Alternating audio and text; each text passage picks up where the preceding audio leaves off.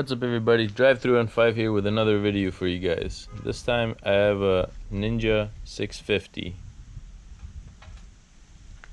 This is a 2013 and it looks just like new.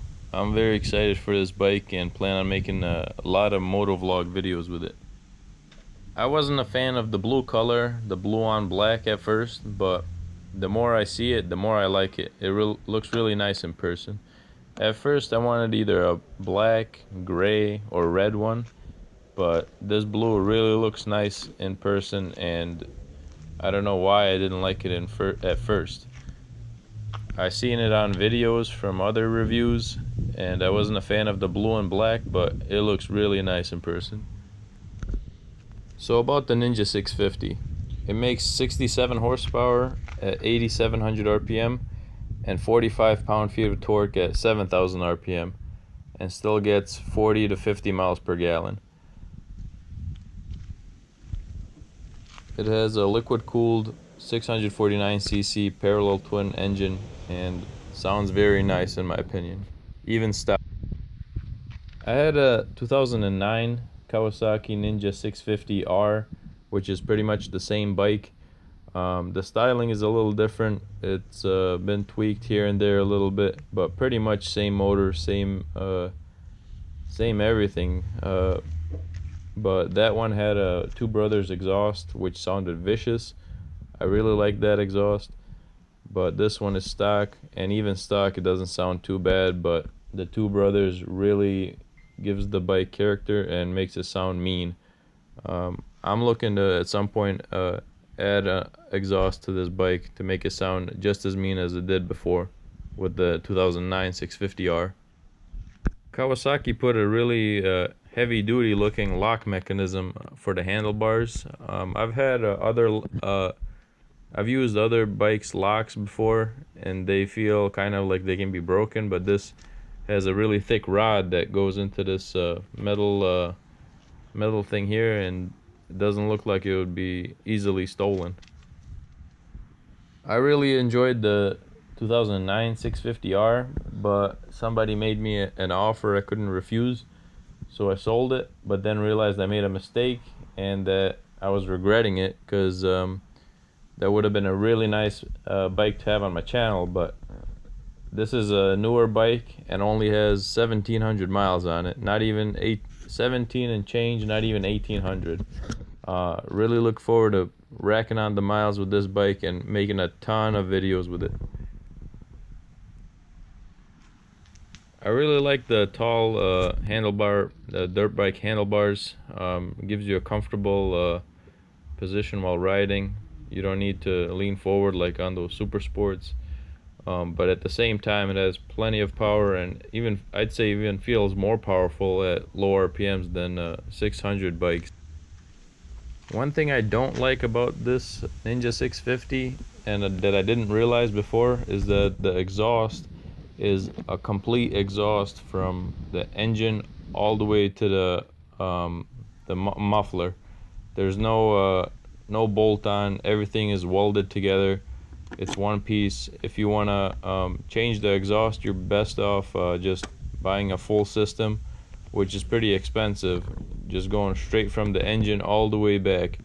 If you wanted a slip-on exhaust for this, you'd have to cut the exhaust somewhere in the middle and weld it on probably, because this is all welded. There's no bolt-on for this bike.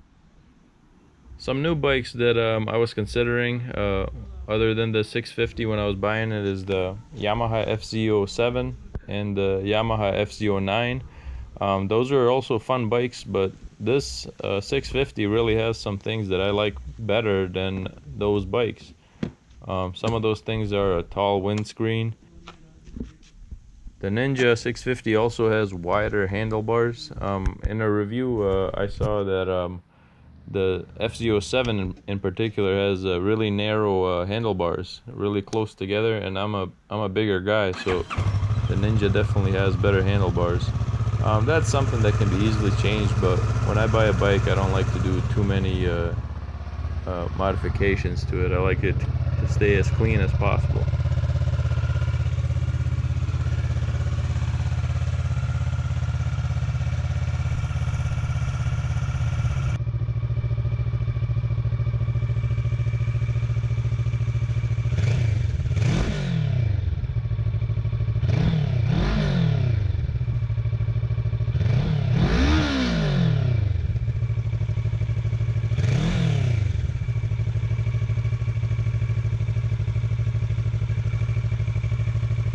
The Ninja 650 also has very nice looking flush mount turn signals.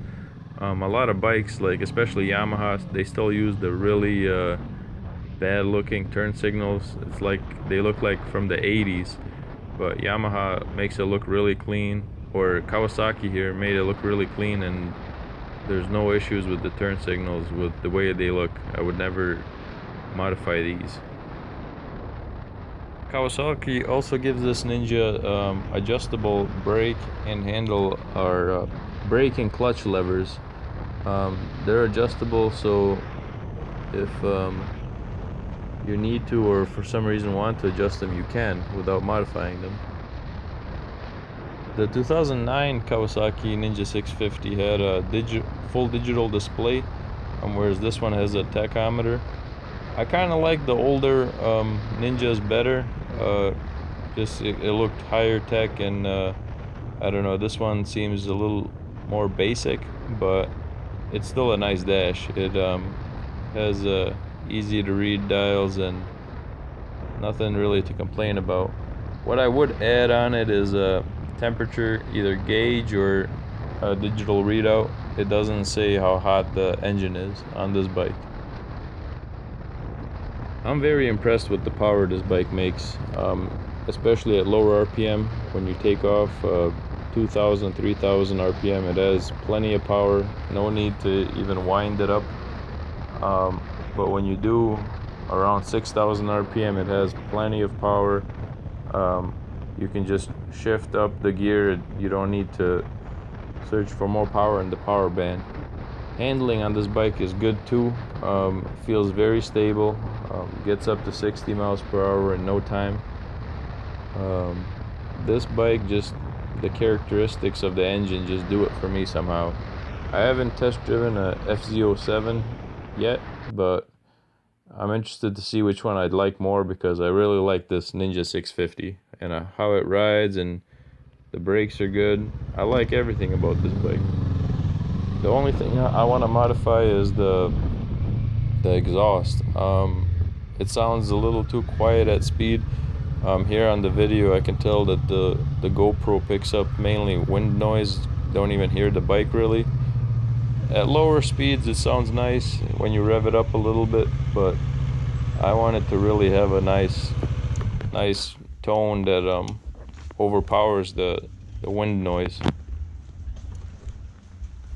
This bike is about 60 pounds heavier than the FZ07, which it's competing with, but the bike doesn't feel heavy at all, especially when you get going. And for some reason I feel like the FZ07 is a little too small feeling for me, but I haven't test ridden yet, and I hope to do a review on that one as well. I hope you enjoyed this video, and please make sure to subscribe. I'm looking to get up to 2,000 subscribers pretty soon here. And as always, have a good day.